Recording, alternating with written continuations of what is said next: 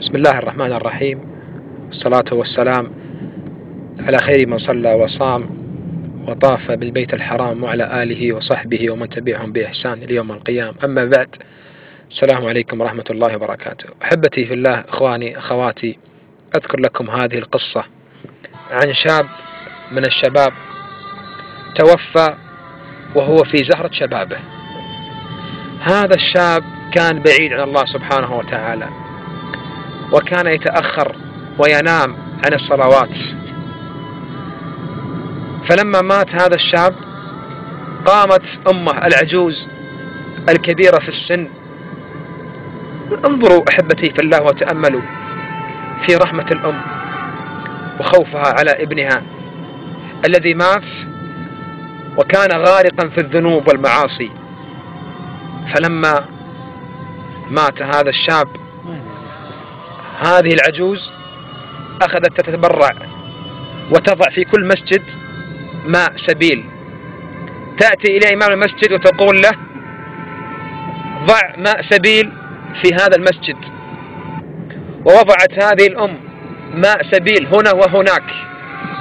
ليش يا أم فلان؟ تقول هذه الأم المسكينة العجوز التي تقطع قلبها على ابنها تقول بهذا اللفظ: أبي أبرد على وليدي في قبره، أبي أبرد على وليدي في قبره، أبي أبرد على وليدي في قبره.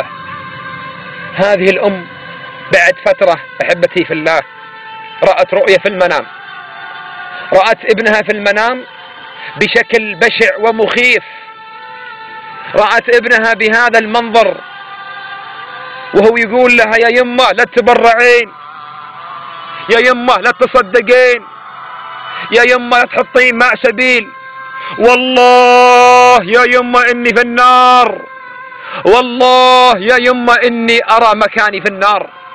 نعم أحبتي في الله، لأن هذا الشاب كان بعيد عن الله سبحانه وتعالى، كان لا يصلي. أحبتي في الله، أنا وأنت متى نحافظ على الصلاة؟